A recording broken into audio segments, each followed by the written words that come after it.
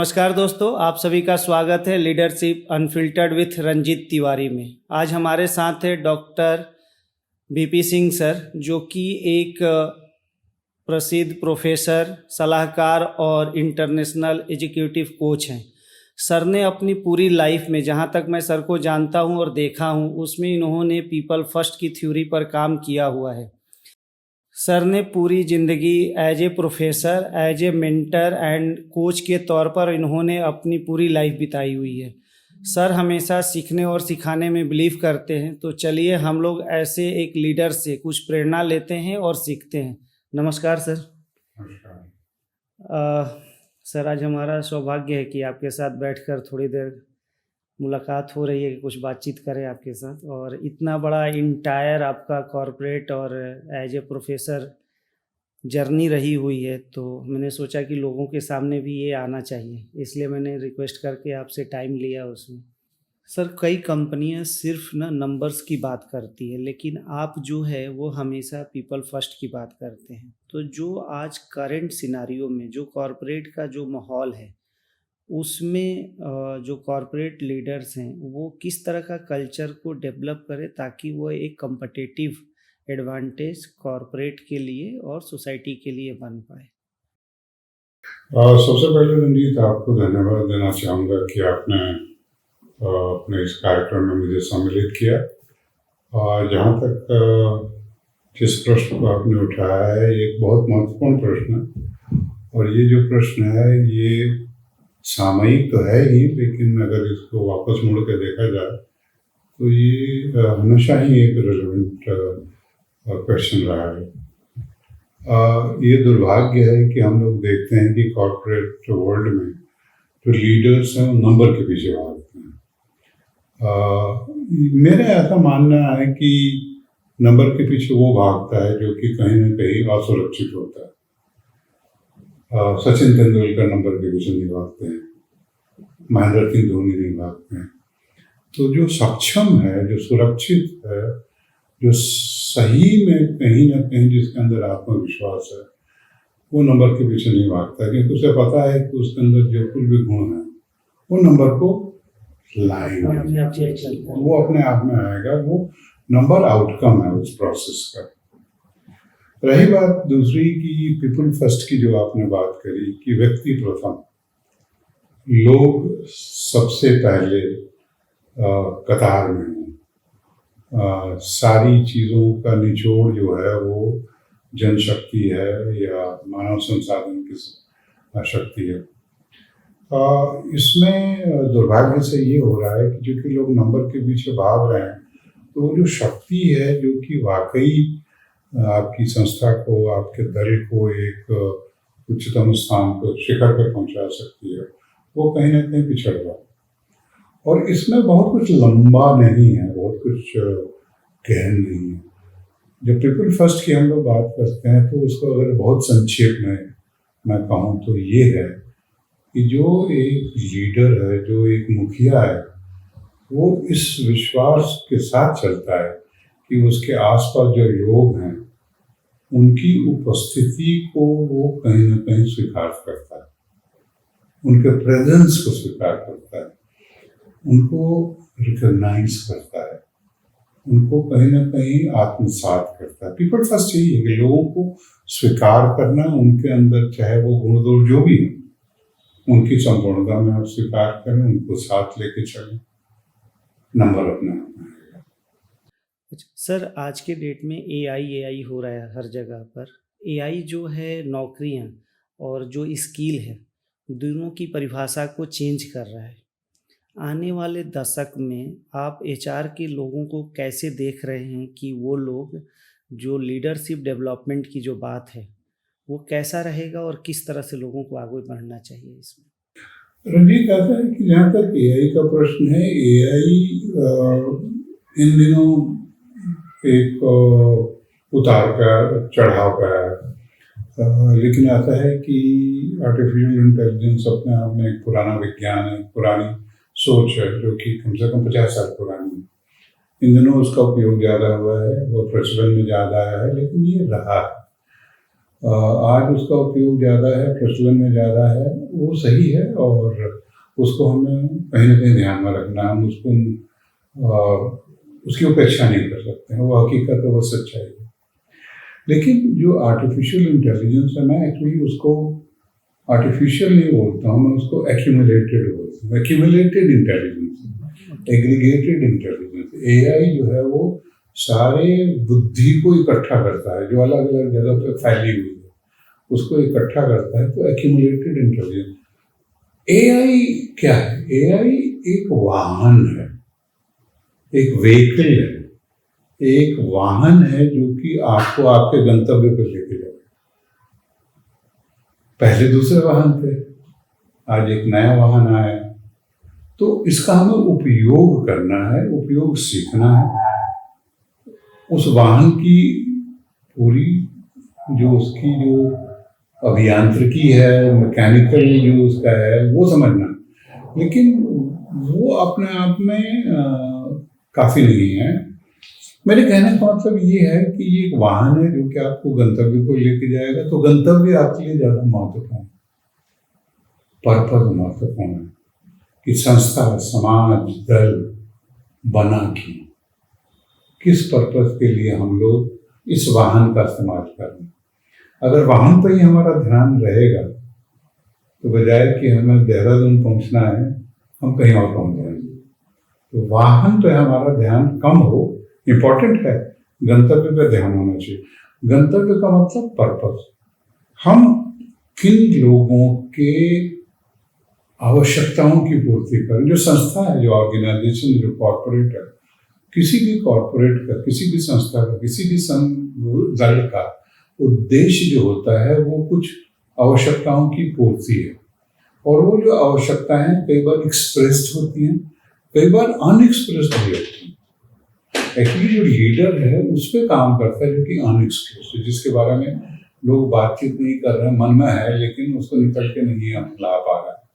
तो उसको कैसे लाएं और उसको एआई का कैसे हम इस्तेमाल करें, यह हमें ध्यान में रखना। सीखना जरूर है, इसमें कोई शक नहीं है, लेकिन ये अपने आप में हमारे लिए अति महत्वपूर्ण ना हो जाए, सिर्फ महत्वपूर्ण रहे, ऐसा मेरा मानना है।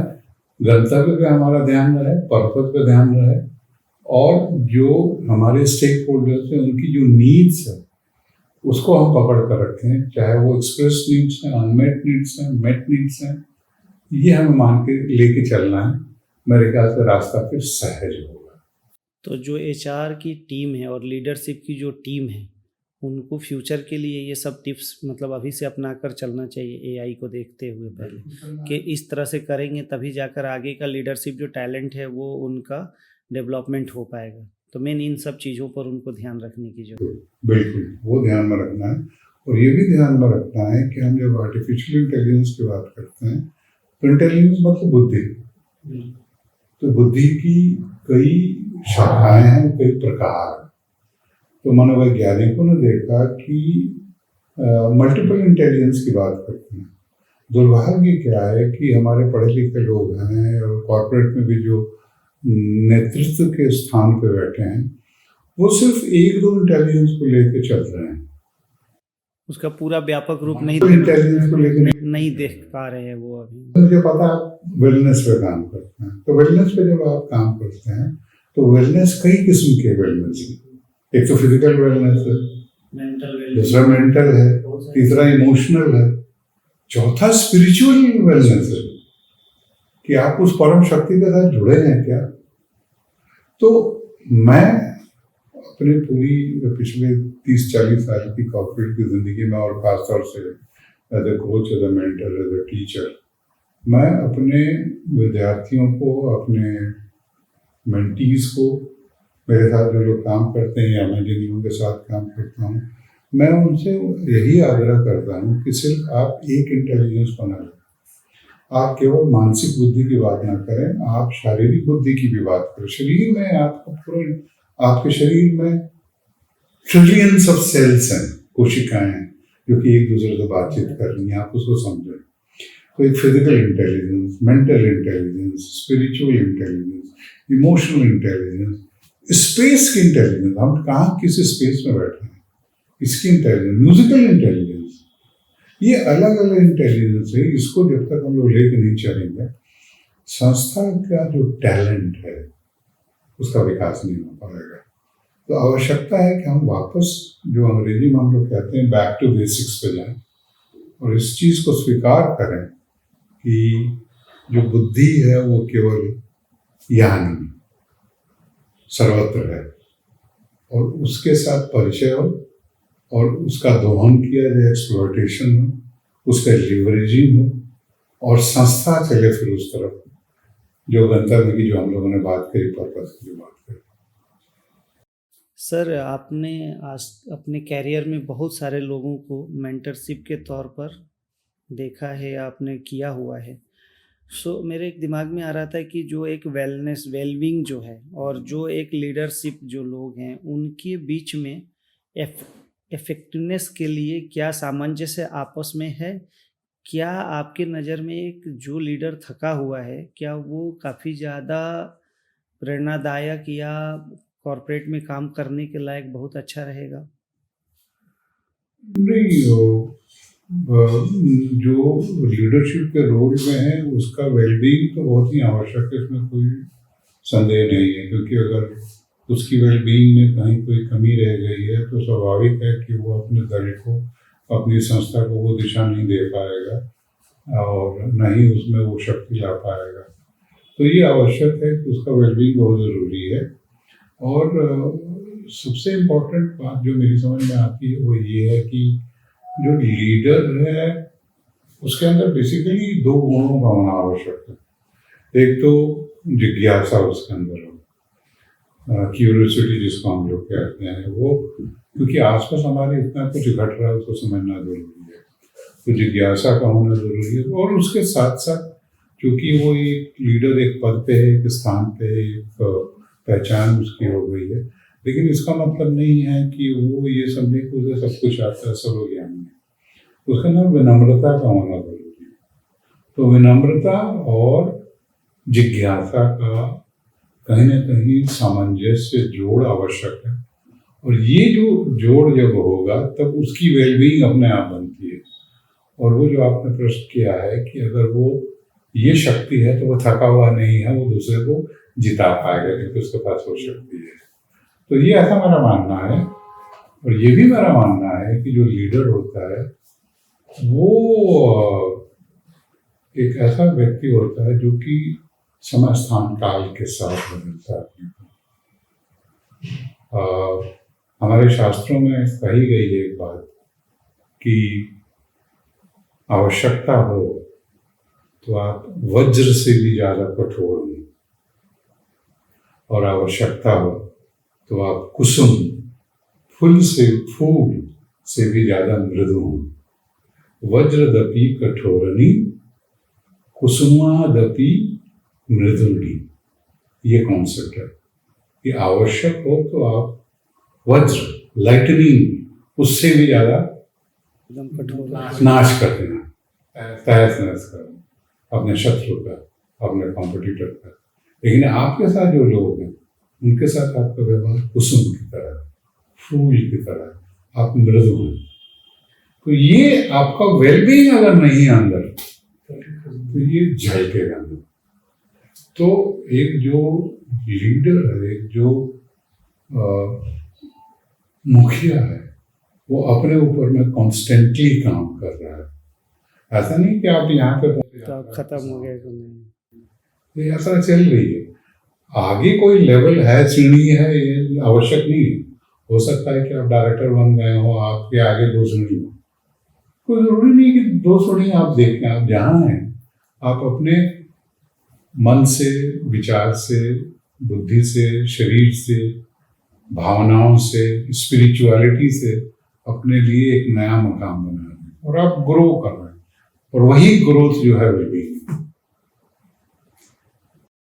सर, आपने अपनी लाइफ में ऑलमोस्ट सारी चीज़ें प्राप्त कर चुके हैं, मतलब मैं जहाँ तक जानता हूँ हर चीज़ आपके पास।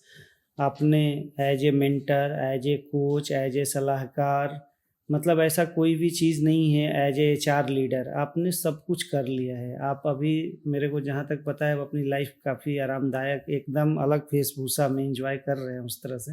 हम लोग जैसे लोग खाली आपको डिस्टर्ब करते रहते हैं बीच बीच में। तो सर इसमें मेरा ये जानना था कि सब कुछ तो हो गया है, तो आप क्या चाहते हैं कि जो इन स्टूडेंट्स को आप पढ़ाते हैं और जो आपके मेंटर्स रहे हैं जिनके, आप क्या चाह रहे हैं कि कौन सी ऐसी लेगेसी है जो कि कॉरपोरेट के अंदर इन लोगों को लेकर आना चाहिए?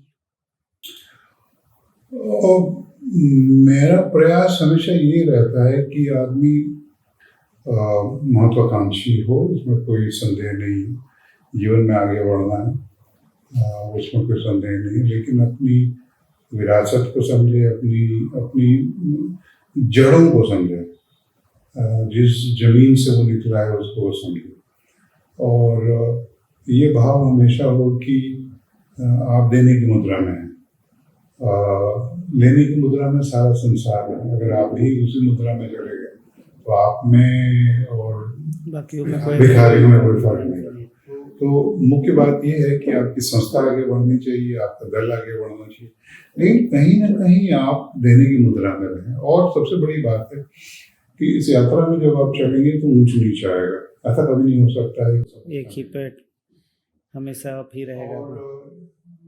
मुझे एक बहुत अच्छे शायर हुआ करते साहिर रिजवानी, वो फिल्मों में भी गाने लिखते थे, और एक फिल्म आई थी बहुत पहले, उस फिल्म में एक गाना उन्होंने लिखा था और उसमें कुछ उन्होंने इस तरह से कहा था कि मैं जिंदगी का साथ निभाता चला गया, हर फिक्र को धुएं में उड़ाता चला गया। तो जिंदगी का साथ निभाना है, लेकिन फिक्र को धुएं में उड़ा देना है, चलते रहना है, और ज्यादा परेशान होने की जरूरत नहीं। तो वो वेलबींग की जो बात हो रही है वहां पे फिर वो जुड़ के आ रही है कि जो आगे बढ़ रहा है, जिंदगी को साथ लेके चल रहा है। ऐसा नहीं कि उसे अपने गंतव्य के बारे में पता नहीं, उसको ये भी पता है कि मेरा गंतव्य क्या है, मेरे पास वाहन क्या है, मेरे पास आर्टिफिशियल इंटेलिजेंस है और वहां मुझे पहुंचना है। लेकिन इसके लिए कोई इतना ज्यादा फिक्र नहीं कर रहा है कि अपनी सेहत पे उस पर निगेटिव असर डाल रहा है। वो फिक्र को धुएं की तरह उड़ा रहा है और अपनी जिंदगी को निभाता चला जा रहा है। तो ये जो भाव है, इस भाव से आपको रहना है।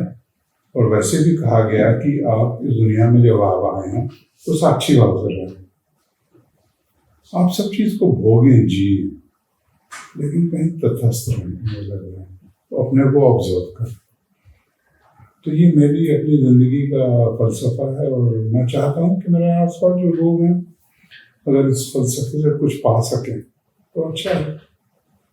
बाकी तो फिर वापस याद आ रही है गुलियार की एक गजल कि नाम गुम जाएगा, चेहरा ही बदल जाएगा, मेरी आवाज ही पहचान है, गलियार नाम बदल जाएगा, चेहरा बदल जाएगा, आवाज आपकी रहेगी, आप क्या छोड़ के जा रहे हैं। इसके बारे में हर व्यक्ति सोचे, और ऐसा नहीं है कि बहुत जब आप यहाँ हैं तभी आप सोचेंगे, आप जहाँ भी हैं क्या छोड़ के जा रहे हैं, इसकी सोच हो, ये महत्वपूर्ण है। और भाग दौड़ में आप इतने नहीं भाग दौड़ में आ जाए कि 30 साल की उम्र में आपकी सेहत बिगड़ जाए, आप ट्रेडमिल पे दौड़ रहे हैं और गिर जाएं, और उसके बाद आपके परिवार के लोग चिंतित हो जाएं। ऐसा भी नहीं, सबको साथ रहे, सब अच्छा रहे, इस भाव के साथ अगर आदमी काम करे तो मैं समझता हूँ उसमें सर्व कल्याण है, सबका कल्याण है। तो एक इंटरनल वेलबींग के साथ लोगों का ध्यान रखते हुए पीपल फर्स्ट की थ्योरी जो है वो लोग अपने आप चाहते हैं कि उस लेगेसी के साथ लोग आगे बढ़े और इस तरह की फॉलो करें जो नेक्स्ट जनरेशन में आने वाले लीडर्स जो हैं। रैपिड फायर मोड में बहुत सिंपल क्वेश्चन पूछूंगा, एक एक लाइन में आपको उसके जवाब देने हैं। सर, अगर लीडरशिप एक गाना होता है तो उसकी धुन क्या होती है? मैं गाने तो आपको 2-3 सुनाए लेकिन लीडरशिप के पॉइंट ऑफ व्यू से अगर लीडरशिप अगर कोई गाना होता तो उसकी धुन क्या आपके हिसाब से होनी चाहिए? धुन तो मेरी समझ में नहीं आता है, चूँकि मैं खुद एक कवि हूँ और कविताएँ अच्छी लगती हैं, शेर-व-शायरी भी अच्छी लगती है। तो मुझे ये लगता है कि यही जो बात अभी हुई है, इसी को अगर हम आगे बढ़ा पाएँ, इसी को संगीत में अगर हम ढाल पाएँ, तो बात बनती है, ऐसा मुझे लगता है। आपके अपने स्टूडेंट्स, कोई ऐसा स्टूडेंट्स या क्लास आप ले रहे हो, कुछ ऐसे स्टूडेंट्स जो उन्होंने कुछ आपसे ऐसी बातें की हों, जो आपको भी कुछ सीखने को मिला हो और अचानक आप चौंक गए हो कि यार ऐसा भी हो सकता था या होगा, हो सकता है? तो विद्यार्थियों ने बहुत सिखाया है। विद्यार्थियों ने यही सिखाया है कि विद्यार्थियों ने यही सिखाया है कि मुझे मत सिखाओ। और मैंने ये देखा है कि जब मैं एक अध्यापक के रूप में जाता हूँ, तो वो प्रस्तुत नहीं होते हैं। लेकिन जब मैं खुद एक विद्यार्थी के रूप में जाता हूँ, तो वो प्रस्तुत हो जाता है। तो ये मैंने देखा कि जब भी एक क्लास में जाता हूँ या शिक्षण के संदर्भ में जाता हूँ, तो मैं शिक्षक के रूप में नहीं जाता हूँ। जब मैं शिक्षक के रूप में गया हूँ, तो मेरा स्वागत नहीं हुआ। जब मैं विद्यार्थी के रूप में गया और जब मैं अपने विद्यार्थियों के साथ बैठ के बात जब करता हूँ, और ये मैंने पिछले 8-10 साल से ज़्यादा किया कि मैं अपने विद्यार्थियों के साथ क्लास में जब मैं जाता हूँ, तो 5 या 10 मिनट एक ओपनिंग रिमार्क देता हूँ। उसके बाद मैं उन लोगों के साथ बैठ के एक वार्तालाप करता हूँ, चलो उस पर चर्चा करते हैं, बात करते हैं। और मैं लिटरली स्टेज से उतर के उनके बेंच पे साथ बैठ कर करता हूँ कि इससे बात करते हैं, इसको समझते हैं। और तब मैंने देखा है कि विद्यार्थी ज़्यादा तैयार होता है। तो ये आज का जो विद्यार्थी है, वो क्योंकि समय के साथ साथ क्या हुआ है कि जो ज्ञान है वो बहुत ज़्यादा पब्लिकली अवेलेबल है। तो आप खुद ज्ञानी के रूप में अगर आप जाते हैं, तो आपको स्वीकार नहीं किया जाता। लेकिन अगर आप खुद जिज्ञासु के रूप में जा रहे हैं, चलो सीखते हैं, तब देखते हैं कि वो सारी जो क्लास है, जो समूह है, वो तैयार हो जाता है। तो ये मेरा मानना है कि एक कहावत है, उस कहावत में परिवर्तन आ गया है। हम लोग कहते थे पहले कि when students are ready, teacher appears। हम पहले कहते थे कि जब विद्यार्थी तैयार हो जाए, तो पढ़ाने वाला आ जाता है। आज उल्टा है, when teacher is ready, students appear। अगर जब अध्यापक, पढ़ाने वाला, लीडर तैयार है, तो जनता आ जाती है। ऐसा नहीं कि जनता पहले आ गई, आप तैयार हो। तो आपने पूरी डेफिनेशन को ही चेंज कर दिया। समय के साथ बदल गया है। मैं ये मान के चलता हूँ कि आज सारा का सारा फोकस टीचर पे है, और टीचर क्या है? लीडर। लीडर को तैयार होना है, जनता को तैयार नहीं होना है, क्लास को तैयार नहीं होना। हम लोग क्लास की तैयारी कर रहे हैं कि तुम पढ़ो, नहीं, तुम as a leader, as a teacher तुम बदलो। वो तैयार है, वो खड़ा है, वो तो बहुत दिनों से वेट कर रहा है कि कोई आए और हमें सिखा। लेकिन वो दूसरे ढंग से देगा उस चीज़ों को। तो as a teacher, as a leader, हमें रेडी होना। लीडरशिप की रेडीनेस जरूरी है, टीचर की रेडीनेस जरूरी है, स्टूडेंट की रेडीनेस नहीं चाहिए। तो हाँ, ये बात थोड़ी उलटवासी हो रही है ऐसा मैं मानता हूँ। नहीं सर, हमेशा मेरा तो ये मानना है कि समय के साथ साथ सारी चीज़ों में चेंजेज आते हैं, तो इन सब चीज़ों में भी चेंज आना चाहिए। आवश्यक है, और उसके बिना उपाय नहीं हो सकता है उस चीज़ के।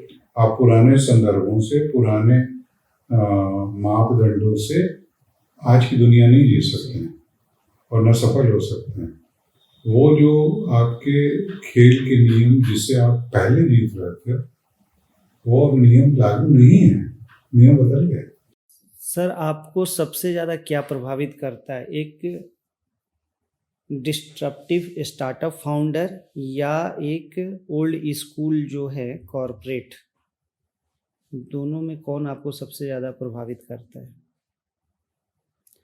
ओल्ड स्कूल कॉर्पोरेट या डिस्ट्रक्टिव जो स्टार्टअप फाउंडर है, वो दोनों में कौन आपको सबसे ज़्यादा प्रभावित मैं करता है? दोनों को लेके चलूँगा और मैं दोनों से सीखना चाहूँगा। मैं जो डिस्ट्रक्टिव है उससे भी कुछ सीखना चाहूँगा, मैं उससे भी प्रभावित हूँ। अगर उसने वाक़ई डिस्ट्रप्शन किया है और चीज़ों को बदला है, परिभाषाओं को बदला है, मापदंडों को बदला है, मैं उससे प्रभावित होना चाहूँगा। लेकिन उसके साथ-साथ ये भी है कि जिसने किसी संस्था को बनाया है और उसकी एक शताब्दी की स्थिति पे लेके गया है, 50 साल हो गए हैं, 100 साल हो गए हैं, उसकी एक नियमितता बनी है, उसका एक कंटिन्यूटी बनी है, तो उससे भी सीखने लायक है। टाटा से बहुत कुछ सीखने लायक है, बिरला से बहुत कुछ सीखने लायक है। एक नया स्टार्टअप आया है, उससे भी सीखने लायक है। स्टार्टअप जो है वो हमको शक्ति दिखाता है, शक्ति, स्फूर्ति, तैयारी, तत्परता, ये हमको सिखाता है। जो पुरानी जो संस्थाएं हैं वो हमें सिखाती हैं कि हम धीर गंभीर रह के एक बहुत बड़ा एक छोटी नाव है जो कि चपलता से काम कर रही है, उसमें सीखने लायक है। और एक बहुत बड़ा जहाज है, ऑयल टैंकर है, इसमें करोड़ों टन ऑयल जल रही है, उससे भी सीखने की जरूरत है, वो धीर गंभीर कैसे चल रहा है। तो जिज्ञासु होने के नाते, क्यूरियस होने के नाते मैं सिलेक्टिव नहीं हूँ, मैं सबसे सीखना चाहूँगा।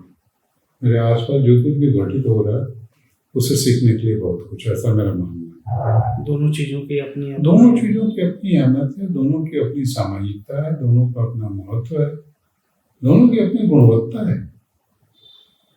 रात की अपनी गुणवत्ता है, दिन की अपनी गुणवत्ता है। मैं क्यों कहूँ कि दिन अच्छा है और रात गलत है, रात अच्छी है दिन गलत। दोनों के अपने अपने रसगंध अलग है, महक अलग है दोनों की। अगर डॉक्टर बीपी सिंह सर को अगर आज के डेट में एमबीए का कोई कोर्स अगर आज फिर से दोबारा बनाने को मिले, तो सबसे पहले क्या आप उस कोर्स में ऐड करना पसंद करेंगे? सबसे पहले मैं ऐड ये करना चाहूँगा कि हमारा न केवल एमबीए, मैं समझता हूँ कि जैसे ही बच्चे स्कूल से निकल के जाते हैं उच्च शिक्षा में, चाहे वो इंजीनियरिंग पढ़ रहे हो, मेडिसिन पढ़ रहे हो, मैनेजमेंट पढ़ रहे हो, आर्किटेक्चर पढ़, कुछ भी पढ़ रहे हो, कुछ चीज़ें आपको सीखनी चाहिए अपने मुख्य विषय के बारे में। वो विषय क्या है? अगर मेरी चले तो मैं हर विद्यार्थी को, वैसे तो मैं स्कूल में भी चाहूँगा कि वो गुण और वो चीज़ें आए, लेकिन खास तौर से उच्च शिक्षा में हर विद्यार्थी को कम से कम या तो संगीत सीखे वो, या कविता लिखे या कविता समझे, नृत्य करे या नृत्य को समझे, कला, पेंटिंग, स्कल्पचर सीखे या करे। ये मेरे हिसाब से कंपल्सरी होना चाहिए। हमें लग रहा है कि सर ये स्ट्रेस लेवल पर भी और आपकी बॉडी ये स्ट्रेस लेवल पर तो काम करेगा ही, ये आपको कहीं ना कहीं एक कलात्मक दृष्टि देता है जीवन को। जीवन विज्ञान खाली नहीं, जीवन हम लोग कहते हैं जीवन एक कला है, थॉट प्रोसेस भी चेंज होता है। अगर आप कविता सीखते हैं, जानते हैं और लिखते हैं, तो इसकी संभावना है कि आप में समानुभूति और सहानुभूति के गुण होंगे। आप कविता लिख ही नहीं सकते हैं अगर आपके अंदर सहानुभूति और समानुभूति नहीं है, तो ये गुण आएंगे। आप पेंटिंग नहीं कर सकते हैं अनलेस नहीं आपको प्रकृति में कुछ अच्छा दिख रहा है। तो ये आपको एक संपूर्ण व्यक्तित्व प्रदान करता है। आपने इंजीनियरिंग पढ़ ली, ठीक हो, आपने मेडिकल पढ़ लिया, वो ठीक है, आपने फाइनेंस पढ़ लिया, सप्लाई चेन पढ़ लिया, वो ठीक है, लेकिन ये संपूर्णता जो आएगी ये संगीत, साहित्य, कला से ही आएगी। तो मुझे लगता है कि ये कहीं ना कहीं आवश्यक होना चाहिए, ऐसा मेरा मानना है। कॉर्पोरेट के बोर्ड रूम में सबसे मानवीय पल आपके जो याद आ रहा हो, कभी रहा हो, वो कौन सा है? जो अगर आप लोगों के साथ थोड़ा शेयर करें तो।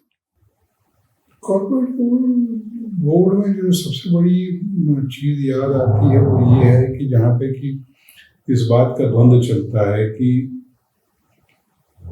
वही नंबर की बात हम लोग कर रहे थे कि नंबर पे ज़्यादा ध्यान दो। सौभाग्य से पिछले 20-30 साल में एक चीज़ हुई है जो मैंने अनुभव किया है कि इवन कॉर्पोरेट के बोर्ड में भी आज हम नंबर्स के अलावा दूसरे नंबरों की बात कर रहे हैं। पहले हम लोग बैलेंस शीट की बात खाली करते थे, आजकल हम लोग पीपल की भी बात कर रहे हैं, आजकल हम प्लेनेट की भी बात कर रहे हैं कि इस पृथ्वी पे जो हम लोग आए हैं विरासत में हम कौन सी पृथ्वी छोड़ के जा रहे हैं। तो पीपल, प्लेनेट, प्रॉफिट तीनों की बात हो रही है, ये बोर्ड में आ रहा है। और इसके जो सुगबुगाहट आज से 20 साल पहले शुरू हुई थी, इसको मैंने अनुभव किया और ये मुझे देख के अच्छा लगता है कि इस पर चर्चा हो रही है। और बहुत सारे बोर्ड्स में इसमें बहुत सीरियस गंभीरता से चर्चा हो रही है। दुर्भाग्य है कि कुछ जगह पे ये औपचारिक रूप से भी बात कई जगह पे हो रही है दिखाने के लिए, लेकिन कुछ बोर्ड्स ऐसे हैं जिसपे यहाँ पे इन तीनों विषयों पर बात हो रही है, गंभीरता का काम हो रहा है। ये एक शुभ संदेश है, एक शुभ समाचार है कि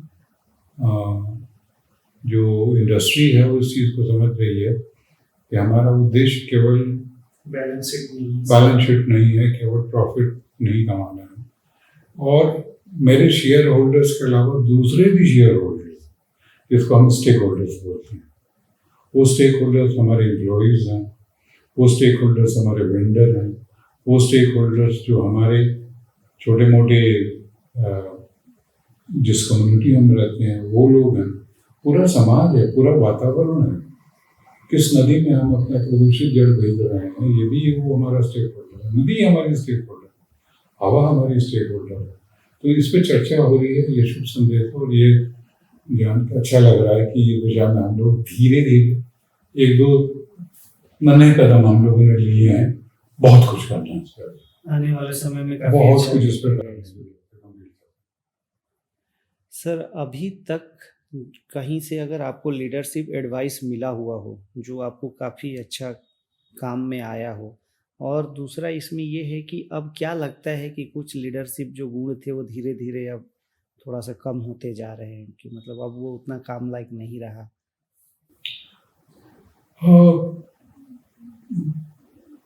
मुझे यही लगा कि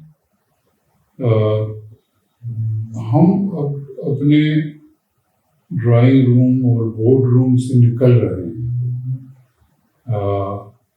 और हम अपने एक वैसी दुनिया में जा रहे हैं जहाँ पे कि हम संपूर्णता की दिशा में काम कर रहे हैं। तो एक जो पहले विचार और विमर्श था कि मैं और मेरे लिए, इस विमर्श से निकल के हम और हमारे लिए का जो विमर्श आया है और आ रहा है, इस दिशा में जो प्रगति हो रही है, ये मेरे लिए अच्छा लगता है कि इस पे काम हो रहा है। और ये परिवर्तन जो हो रहा है ये मैं देख रहा हूँ कि एक शुभ संदेश है, जैसा कि मैंने पहले भी कहा। और सौभाग्य से जो नई पीढ़ी है इसके बारे में ज़्यादा जागरूक मुझे दिखाई देती है। हम सब लोग नई पीढ़ी को कोसते हैं क्योंकि हमारा और उनका तादात्म्य नहीं हो रहा है, लेकिन मैं एक 1950s के पीढ़ी से आया हुआ व्यक्ति जब देखता हूँ तो ये पाता हूँ कि हमारी सोच में कहीं कमी है, उनकी सोच में इतनी कमी नहीं है। वो समय के साथ हैं, समय के आगे हैं एक्चुअली देखा जाए। और वो बहुत सारी चीज़ें जिसको हम महत्व देते थे उससे वो निकल रहे हैं। वो उन सब चीज़ों की तरफ जा रहे हैं जो कि पूरी मानवता के लिए, पूरे ब्रह्मांड के लिए जरूरी है। और वो सोचते हैं, वो जीवन में ये प्रश्न पूछ रहे हैं कि पर्पस क्या है, उद्देश्य क्या है, हमारे खाली क्या नौकरी करने के लिए आए हैं, हम सिर्फ इसलिए आए हैं कि एक उम्र के बाद में शादी विवाह करके बच्चे पैदा कर दें, और वो उस दुनिया से निकल रहे हैं कि जो हमारा जनरेशन था कि जो ये सोचता है कि नौकरी मिल जाए, 3 बेडरूम मकान मिल जाए, गाड़ी हो जाए, उससे वो निकल के आ रहा है। ये जो परिवर्तन दिखाई दे रहा है, ये एक अच्छा संदेश है। अगर आप एक मेंटर कोच अगर नहीं होते तो अनकन्वेंशनल कैरियर क्या चुनते आप?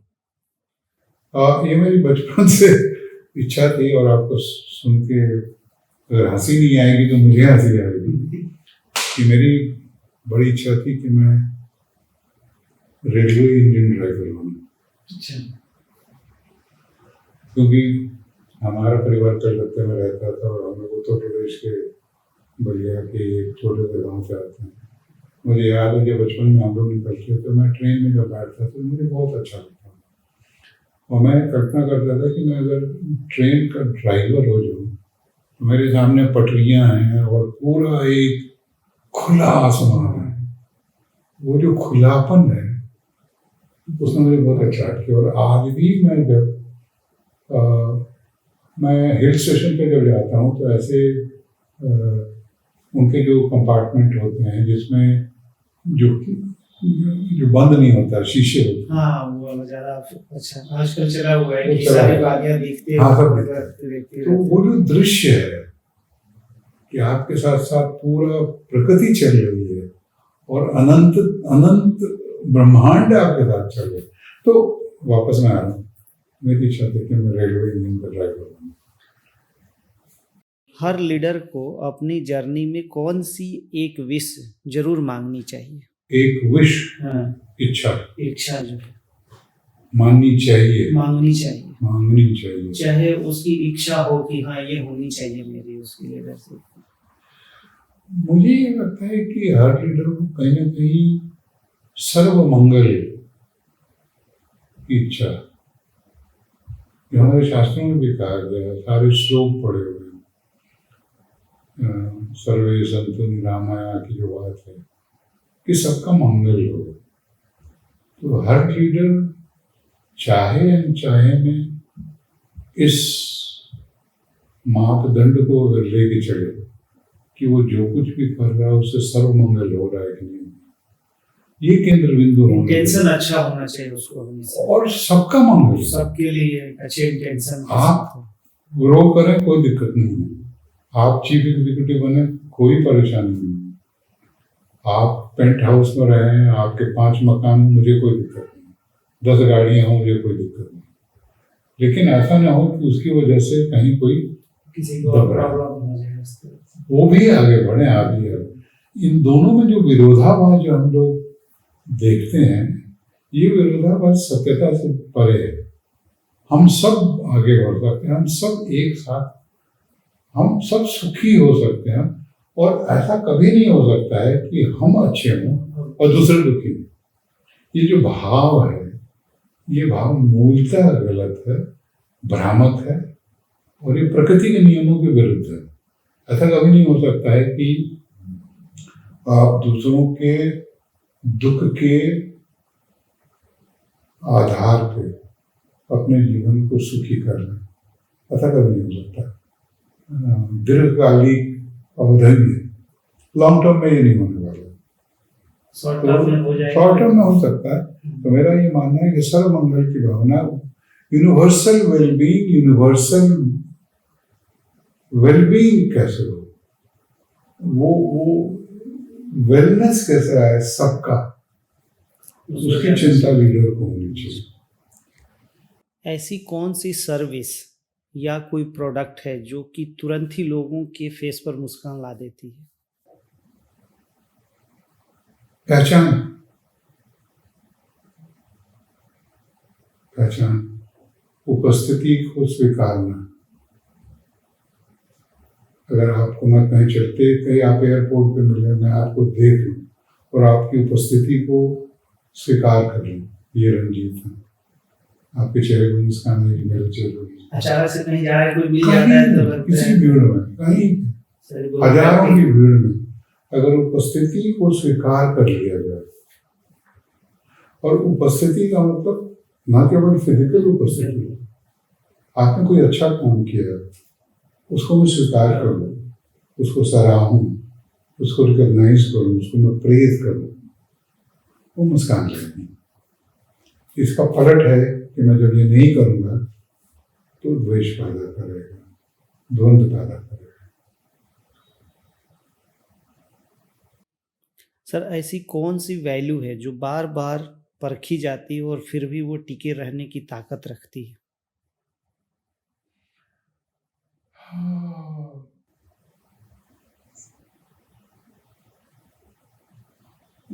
कठिन प्रश्न है। कई इसमें वैल्यूज आती हैं जो कि सच्चाई से जुड़ी हुई है, सत्यता से, ऑनेस्टी से, ट्रूथ से, ट्रांसपेरेंसी से, इन सब भावों से जुड़ी हुई है। ये जो वैल्यूज हैं, ऑनेस्टी का है, ट्रांसपेरेंसी का है, ओपननेस का है, खुलेपन का है, ये जो वैल्यूज हैं, ये इन पे आक्रमण होता रहा है, होता रहेगा। ये समय काल में कभी ऊंची कभी नीची होती रहती, लेकिन इनकी प्रभुता, इनकी संपन्नता, इनकी सत्यता अल्टीमेटली कभी भी प्रश्न चिन्ह नहीं रहेगा इसमें।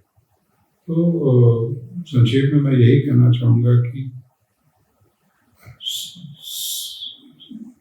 शुद्ध रूप से बेसिकली आप अपने गहरे अंतस्थल में जाकर अपने मन को समझें, सत्यता को समझें, अपने से प्रश्न करें, जिज्ञासु रहें, विनम्र होके ये देखें कि कहीं आप भटक तो नहीं रहे हैं और आप सच्ची राह पे हैं, सर्वमंगल की बात कर रहे हैं, ट्रिपल बॉटम लाइन की बात कर रहे हैं और सबका कल्याण हो, उसके बारे में सोच रहे हैं। ये अगर वैल्यूज कहीं ना कहीं आपके मन में है तो अच्छा है। सर ये तो सारे कॉर्पोरेट से रिलेटेड हमने सारी चीज़ें आपसे पूछी। अब मेरे को एक अपनी खुद की जिज्ञासा है कि आप अपना कोई एक हिडन टैलेंट जो आज तक लोग नहीं जानते, वो कौन सी क्या है वो वैसे? ओके, तो हिडन टैलेंट तो मैं एक कॉर्पोरेट में रहा हूँ, एक अध्यापक हूँ, कविताएं लिखता हूँ, कविताएं सुनता हूँ, वो तो है ही। एक दो चीज़ें हैं जो कि मुझे जो थोड़ी बहुत उसकी समझ है, उस पर मैं बहुत काम नहीं कर पाया, अगर करता तो शायद सफल भी होता। एक तो ये है कि मैं एक अच्छा फिल्म मेकर हूँ। अच्छा, मुझे कैमरे की समझ है, दृष्टि है जिसको कहते हैं। मतलब एक कैमरामैन क्या करता है, फिल्म मेकर क्या करता है, वो देखता है चीज़। तो मैं समझता हूँ कि वो है कि मैं चीज़ों को अलग अलग दृष्टि से, अलग अलग कोणों से एक क्षमता है, उसको मैंने अपने आप को ट्रेन नहीं किया। मैं आपको खुल के बताना चाहूँगा कि मैंने 22 साल का था तो मेरी इच्छा थी कि मैं फिल्म और टेलीविजन इंस्टीट्यूट में जाके सीखूँ, not as an actor, as a director, as a editor. लेकिन मैं नहीं कर पाया, मैं PhD की तरफ चला गया। तो एक ये मैं समझता हूँ कि ये चीज़ हमारे अंदर है। इसी से जुड़ी हुई चीज़ जो है वो है एडिटिंग, संपादन, शब्दों को समझना, उसका सही संकलन, संचयन, सही निचोड़, वो मैं समझता हूँ कि वो मेरे अंदर वो थोड़ी सी गुण प्रतिभा है। उसको बहुत कुछ आगे बढ़ाया जा सकता है, मैंने उस पर काम ज़्यादा नहीं किया, लेकिन वो कहीं ना कहीं एक छिपी हुई प्रतिभा शायद अंदर है। समय पर निकल चुका है, अब तो शायद नहीं हो पाएगा, लेकिन इस दोनों चीज़ों ने, इन दोनों विधाओं ने मुझे बहुत चीज़ों में सहायक सिद्ध हुई। सर आपने पूरे इंटायर पॉडकास्ट में बोला कि हम कवि भी, और ये सब सारी कविताएं भी बहुत अच्छी लिखते हैं और सारा चीज़। आपकी जीवन की कोई एक दो लाइन हो जाए जो कि सबसे फेवरेट कविता रही हो, या आप खुद से लिखे हो, या कोई आपका आदर्श रहा हो, तो 4 लाइन याद है तो, ताकि आपके स्टूडेंट्स और आपके चाहने वाले लोग भी उसको देखें और थोड़ा सा सीखें, मतलब इन सब चीज़ों से। तो मेरी तो इच्छा हो रही है कि मैं वहाँ पे जाके गुलजार की कविताओं का संग्रह उठा कर लूँ और कुछ आपको सुनाऊँ, लेकिन उसमें वक्त लग जाएगा, तो थोड़ा सा अधूरापन भी रहेगा उसमें, तो उसको मैं छोड़ देता हूँ। मैं अपनी बात एक नज़्म गज़ल मैंने बहुत पहले कही थी और मैं अपनी कक्षाओं में ये सुनाता भी हूँ, और मैं ये समझता हूँ कि ये जो नज़्म है, गज़ल है, वो लीडरशिप से जुड़ी हुई है। एक बहुत पहले मैंने एक कविता गज़ल लिखी थी, वही आपको सुनाता हूँ। मैं समझता हूँ कि ये लीडरशिप के बारे में काफ़ी कुछ हद तक सामयिक है, रेलेवेंट है। कुछ इस तरह से उसकी पंक्तियाँ हैं कि जमाने की रिवाजों का कभी वो नहीं कायल, उसने अपना ही एक निज़ाम बना रखा है। जो लीडर होता है वो जमाने की रिवाजों, नियम कानूनों को नहीं मानता है, वो अपने निज़ाम बनाता है, वो अपना किंगडम बनाता है। जमाने की रिवाजों का कभी वो नहीं कायल, उसने अपना ही एक निज़ाम बना रखा है। कभी वो दोस्ती नहीं करता, कभी दुश्मनी नहीं करता, अपने अफसाने हवाओं को सुना रखा है। हर रोज झगड़ता है साकी से मैकदे में, हर रोज झगड़ता है साकी से मैकदे में, मैकदा बार झगड़ता है साकी से, बारटेंडर से। हर रोज झगड़ता है साकी से मैकदे में, कहता है ये क्यों छोटा सा जाम बना रखा है। अंदाज बंजारों का, अंदाज बंजारों का सबका यही है कहना, अंदाज बंजारों का सबका यही है कहना, बस्ती से थोड़ी दूर एक चिराग जला रखा है, बस्ती से थोड़ी दूर एक चिराग जला रखा है। जमाने की रिवाजों का कभी वो नहीं कायल, उसने अपना ही एक निज़ाम बना रखा है। क्या बात है। तो ये तो सर पूरा एक लीडरशिप का डिफिनीशन ही 4 लाइन में है, जिसको समझना है उस तरह से समझ सकता है उन चीज़ों के लिए। तो thank you so much sir, अपना कीमती टाइम देने के लिए। और आप लोग भी सर की जितनी भी जर्नी रही हुई है, आप सर को फॉलो करिए आप लोग, उससे आप लोगों को बहुत कुछ सीखने को मिलेगा। मैंने पहले भी बोला है कि sir as a mentor, as a सलाहकार, as a international educative coach के तौर पर इंडिया और इंडिया से बाहर हमेशा काम करते आ रहे हैं और अभी भी कर रहे हैं। तो आप लोगों को सर को फॉलो करना चाहिए और इनके जीवन जो आदर्श रहा हुआ है सीखने सिखाने का, वो हम सभी लोगों को सीखना चाहिए।